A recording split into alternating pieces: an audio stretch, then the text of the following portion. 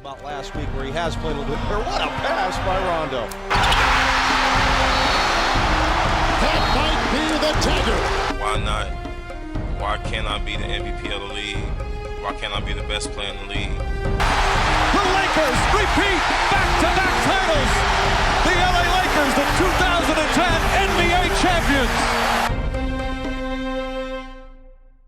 The 2014 Western Conference presented some big changes that would be important to the future of it, while holding on to a little bit of what had been there for the first few years of the decade for just one more year. This was the year that you began to see younger teams like the Blazers, Rockets, and Warriors all step up and become major players in the conference, as opposed to teams like the Lakers, Nuggets, and Mavericks. Dallas never quite recovered from letting Tyson Chandler go after 2011, so although they kept putting little pieces around Dirk here and there, they would never end up becoming more than a dark horse for the rest of his time. The Lakers had totally fallen apart after the 2013 Super Team experiment, and Dwight Howard pretty much cooked the rest of their foreseeable future by leaving to the Houston Rockets in free agency. Remember, when he was traded to the Lakers, the expectations were that they would go on to be strong contenders, if not totally win the championship, and that he would resign there and become the transition between the Kobe Bryant era. But of course, after Kobe tore his Achilles and that team failed miserably, Howard's incentive to stay was sparse at best. Signing with the Houston Rockets to form a dynamic duo with James Harden seemed like the obvious play, although there were other teams in play such as the Mavericks and the Warriors. Pretty crazy to imagine how drastically history would have changed if Dwight Howard ended up taking his talents to Golden State. Nonetheless, Golden State was pretty much already set and nobody knew it yet.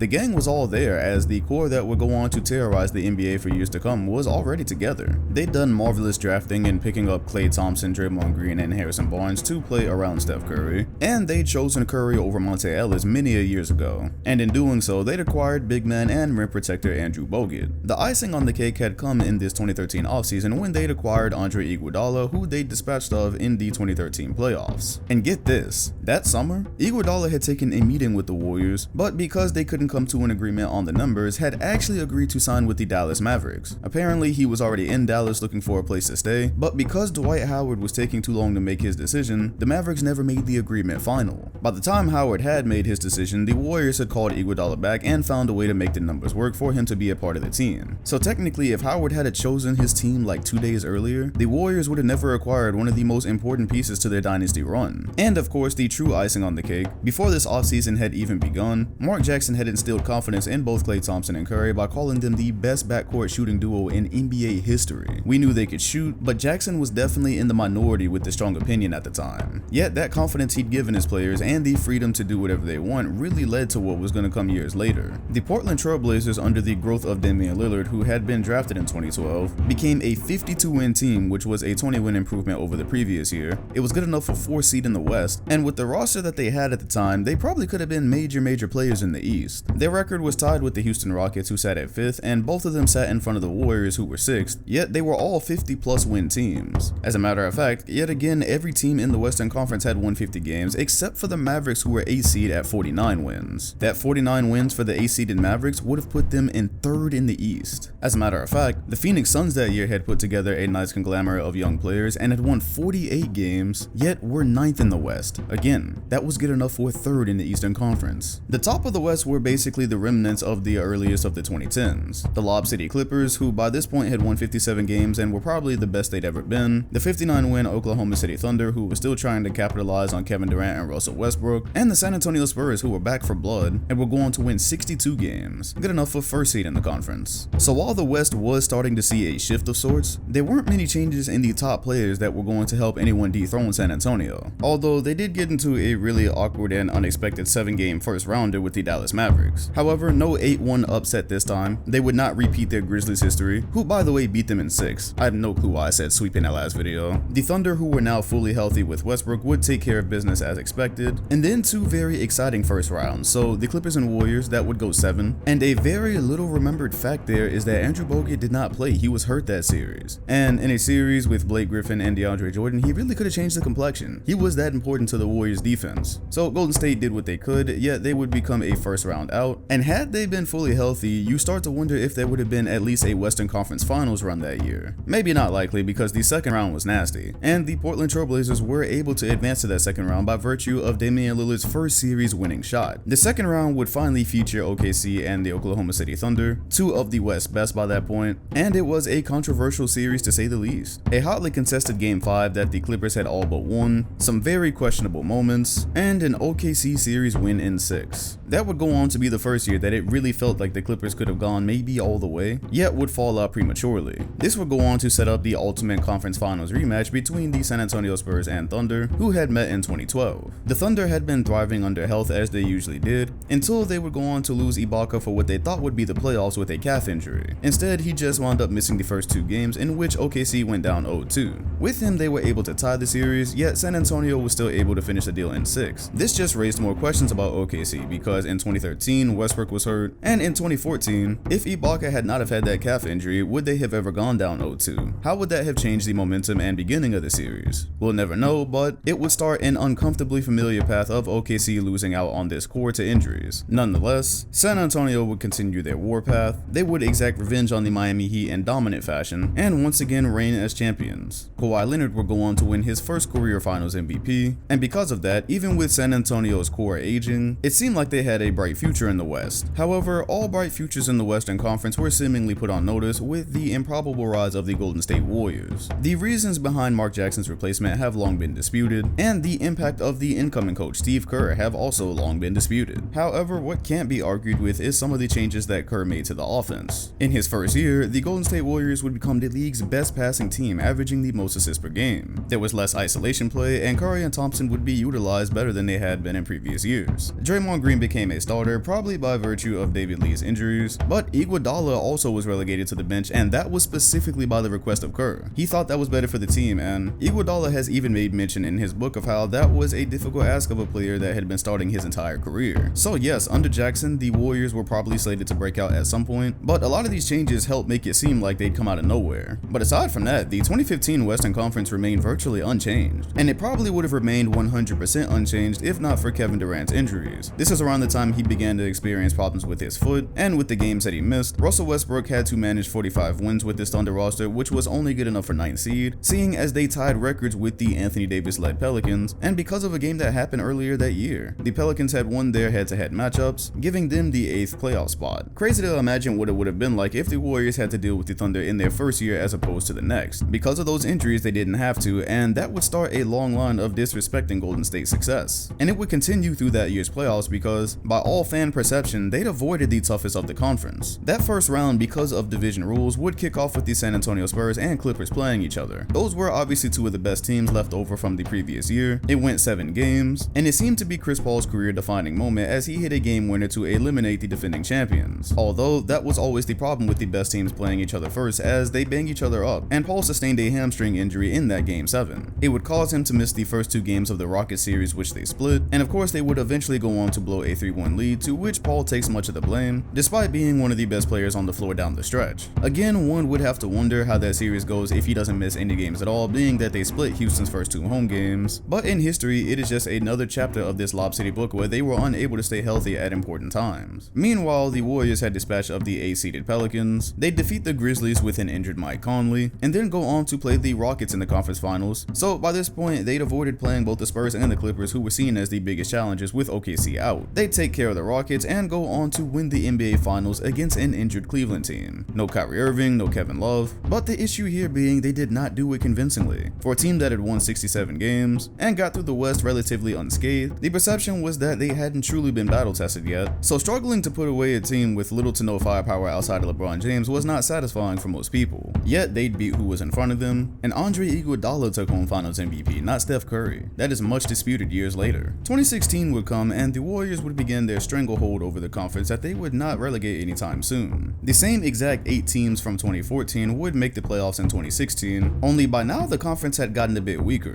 The Rockets had a miserable start to the season, they dealt with injuries, and would end the season a 500-win team. Squads like the Mavericks and Grizzlies were mere blips by this point. The Portland Trailblazers core had all but abandoned Damian Lillard. Guys like LaMarcus Aldridge, Nick Batum, they all went their separate ways, and LaMarcus Aldridge specifically joined the San Antonio Spurs. The same Spurs that could have easily found themselves on another final trip in 2015 had they had not seen the Clippers in the first round. So needless to say, with the evolution of Kawhi Leonard and that addition, the Spurs were a silent juggernaut of sorts, and a little remembered fact is that Spurs team was on the heels of the 73-9 Golden State Warriors that entire season. We actually did not know who was going to end up with home court court advantage until nearly the very end. The Clippers signed a lot of leftovers in attempt to become deeper, and the Oklahoma City Thunder had reclaimed their health, therefore reclaiming a higher seed in the standings. Now there really was no way for the Warriors to dodge the smoke, and they weren't really trying to. Andre Iguodala says in his book that he believes the pursuit of 73 wins and trying to go down in history really hurt them in the end, but nonetheless, it was a spectacle to watch. They were beating teams in 3 quarters. Steph Curry, who had won MVP in 2015, was in bidding for the most improved player. He was shooting the ball to the likes of which we'd never seen, and wasn't even playing full games. They were perfect in nearly every aspect, and there is no doubting that they were motivated by the slights they'd received from winning in 2015 pretty much unscathed. The Warriors would complete their 73-win season, and Steph Curry would become the first unanimous MVP in NBA history. So now the only thing they had to do was not lose, and especially not in the Western Conference, because with the path that they had in 2015, it would not have been a good look to lose to a team that was not in the playoffs due to injuries, being Oklahoma City of course. The Western Conference Finals rematch would take place in the first round as the Warriors played the Rockets, and although they were able to dispatch of them pretty easily, it came at a major cost. Steph Curry slipping on a wet spot left by the Rockets center and spraining his knee. Anybody with an unbiased eye will be able to tell you that for the majority of the time there was a clear difference between the Curry pre that knee injury and post the knee injury. Yet, just like many things with the Warriors, that is much disputed years later. Curry's injury would stick with the Warriors until the second round, yet maybe again in a stroke of luck, the Clippers sustained injuries in the first round to the Portland Trailblazers. Blake Griffin a foot and Chris Paul a broken finger. Before that, a showdown in the second round between these two teams and a rematch from 2014 was all but certain, but the injuries depleted them beyond repair. Thus, in many eyes, the Warriors again caught a break by having to play a lesser Portland team. The Warriors would be able to hold on long enough for him to return, and they would put away Portland. Meanwhile, in an upset, the Thunder were able to put away the 67-win Spurs team in 6. This was a series that people don't remember, but the Spurs were largely expected to win. As a matter of fact, they were really looked at as the team that was supposed to put away the Warriors and prove that what had happened the previous year was a fluke. The Spurs are an extremely forgotten juggernaut, and that would officially mark their downfall in the conference more or less. But for now, the improbable OKC victory would set up a long overdue, you could argue, matchup with the Golden State Warriors. Finally, the two young cores that had been expected to take over the Western Conference at some point would clash. OKC hadn't been to a final since 2012, mostly due to injury, and the Warriors had already been to the finals and won it on their first try. Yet, up to this point, the Warriors still had remained relatively unchallenged in this conference. They hadn't yet played what was seen as one of the best teams in the West, and in their first bout with it, they would go down 3-1 to the Thunder. This was wild vindication for everybody who believed that the Warriors' success up to that point had mainly been dumb luck. Yet, the Thunder would go on to crumble with a lot of poor shooting, and the Warriors would catch fire at the right time, specifically Game 6 Klay Thompson. So with the Warriors having home court advantage, by the time they were able to get it back to the Oracle for a 7th game, it was more or less set. The Thunder had missed their chance to rematch LeBron James in the NBA Finals, and instead that honor would go to the Golden State Warriors. Meanwhile, OKC would be left to ponder the impending free agency of Kevin Durant, which was scary considering he hadn't seen the success a player like him needed. The Warriors would quickly jump out to a 3-1 lead on Cleveland. Draymond would be suspended for Game 5, Bogut would get hurt in Game 5, and although Draymond returned, their true rim protector never did. Nonetheless, Cleveland pulled off an improbable comeback and winning a 7th game on Golden State's home floor, a place they hadn't lost very often that season, and the Warriors' 73-win season would forever be tarnished. What would happen next in the Western Conference would alter the NBA for the rest of the time that we'd know it. Kevin Durant's free agency journey would take him to many credible teams such as the Spurs, Clippers, Celtics, and yes, the Golden State Warriors. Any of those teams would have massively boosted his chances at a title. Only one of those teams would tarnish his legacy for as long as he'd know it. He would go on to pick the one team that would do that, and essentially put a stranglehold on competition in the conference and the NBA for the rest of his years there. Although Golden State did have to sacrifice a lot of what made them the 73-win juggernaut, they were able to retain the most important pieces of their core and stick Kevin Durant right into it. Thus, the only team even seen as a minor threat to them in the Western Conference that year were the San Antonio Spurs. The Rockets had done away with Dwight Howard and were now running an exclusively shooting team around James Harden. The Clippers were trying to make one more go of it with Chris Paul's impending free agency, although by that point they hadn't truly been competitive with the Warriors since around 2014-2015, so there was really no hopes there. The Utah Jazz had reappeared as 5th in the conference behind All-Star Gordon Hayward, and surprisingly, the Thunder were able to muster up 47 wins behind a Herculean effort by Russell Westbrook, in which he became the first player to average a triple-double since Oscar Robertson. That is a disputed MVP between him and James Harden. Nonetheless, there is no way to deny that people believed without Kevin Durant that team was going to the lottery. And rounding out the end of the conference were the Grizzlies and Blazers. Jeff Van Gundy had said it best during a broadcast between the Warriors and Spurs near the end of that season, and he put it in a way that the NBA kept trying to build that there was some suspense that the Warriors maybe weren't going to go to the finals or that the Spurs could beat them, when in reality there literally was no suspense. The only suspense came when Kevin Durant was injured by virtue of Zaza Pachulia falling on his leg, and being that the roster had thinned out to acquire KD, if he was supposed to miss some significant amount of time, then just maybe somebody could beat them. The only playoff series that would go on to matter in the Western Conference that year were the conference finals between the Warriors and Spurs, and in Game 1, with the Spurs up double digits, Kawhi Leonard goes down in a very disputed injury. Some say it was a dirty play by Zaza, including Greg Popovich, but regardless of how anyone felt, it put Kawhi Leonard out for that series, and more or less started the saga that would end his stint with the San Antonio Spurs. The Warriors would almost immediately come back to win Game 1, win the series, and go on to easily handle the Cavaliers in the NBA Finals, in which Kevin Durant hit a dagger 3 over LeBron James. For all the talk that had been made of Kevin Durant's move to the Golden State Warriors, their dominance came into question rather quickly. The Rockets would go on to pry Chris Paul away from the Clippers via free agency, pairing him in a backcourt with James Harden, which looked questionable, but led to the hottest offense in NBA history at the time. The Thunder wouldn't stay down for long, as they were able to retool by trading for Paul George and Carmelo Anthony, thus creating what looked like a big 3,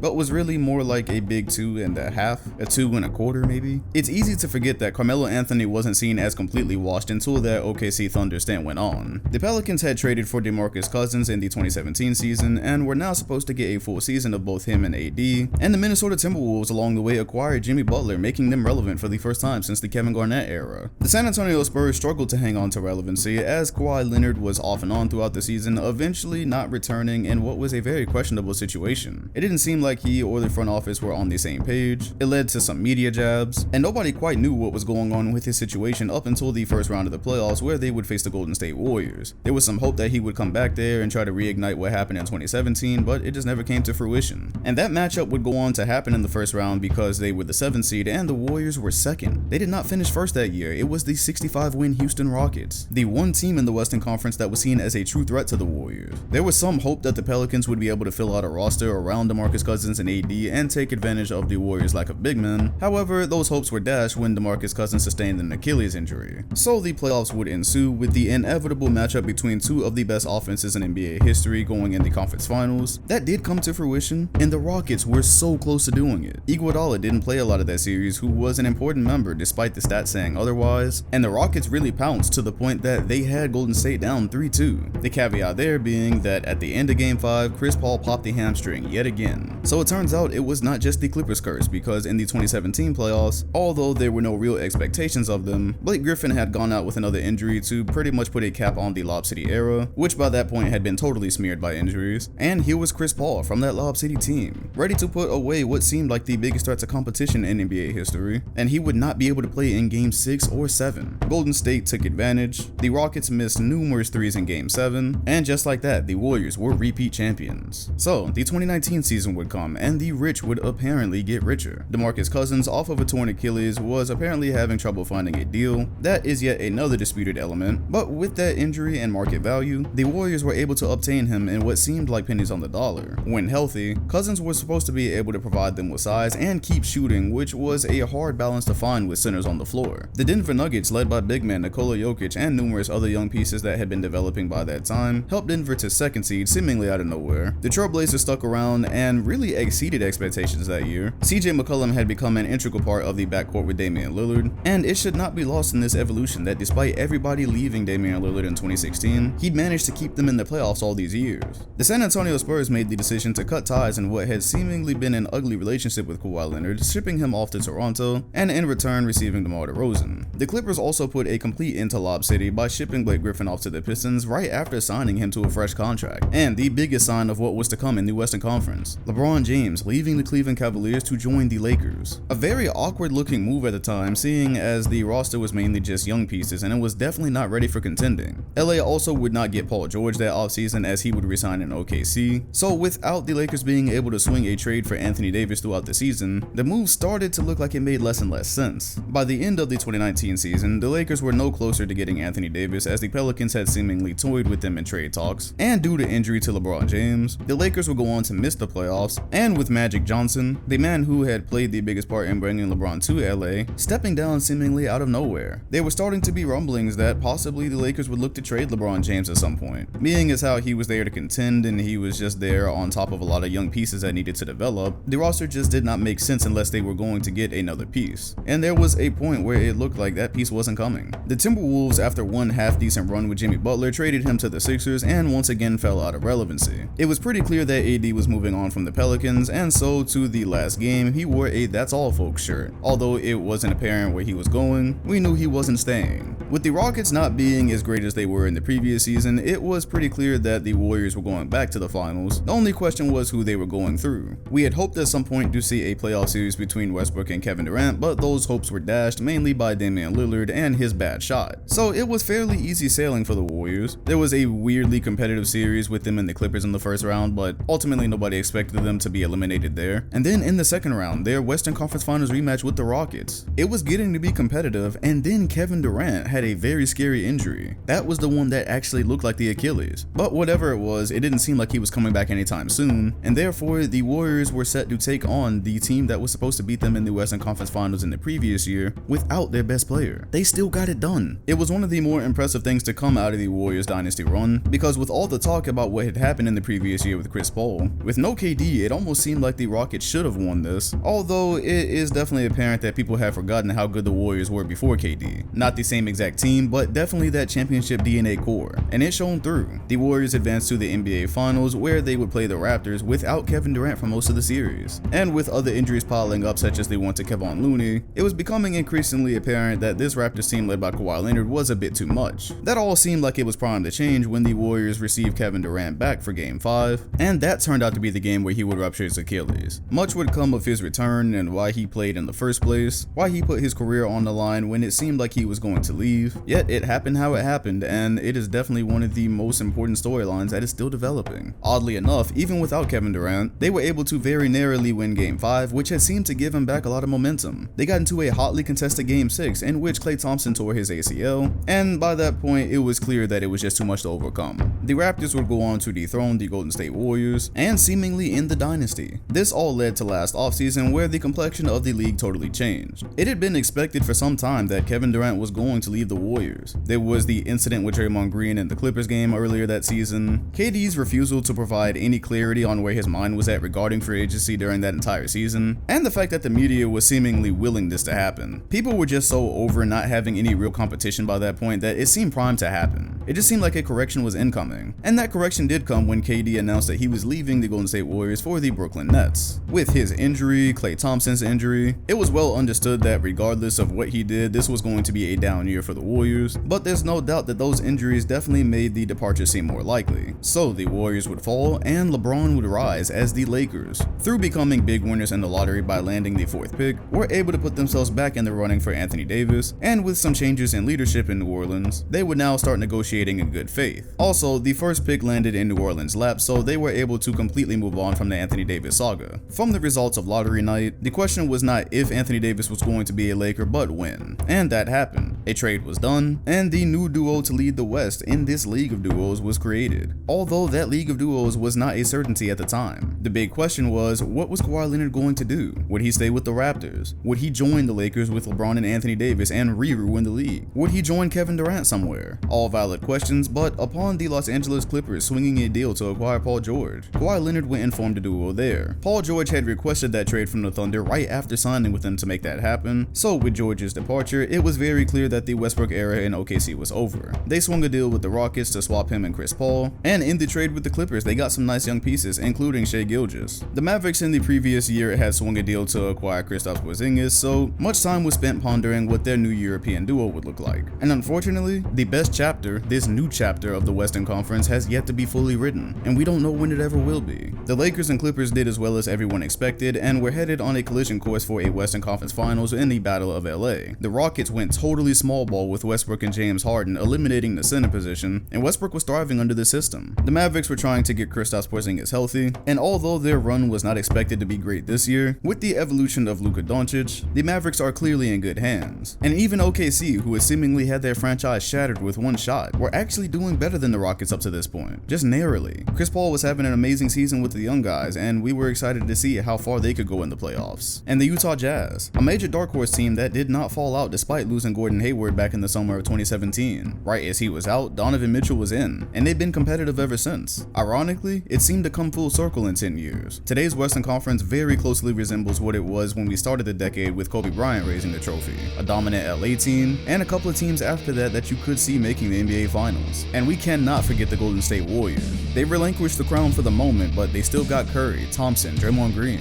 They've got a pick that they're probably going to turn into an asset. And this season gave some guys like Eric Paschall a chance to shine, a chance to show that they are going to be with this Warriors core that has been around since 2015. Nobody knows if we're going to see the Battle of LA or a conclusion to this season at all, but the Steph Curry and LeBron James storyline doesn't look like it's over, and this time it's going to be able to take place in the Western Conference.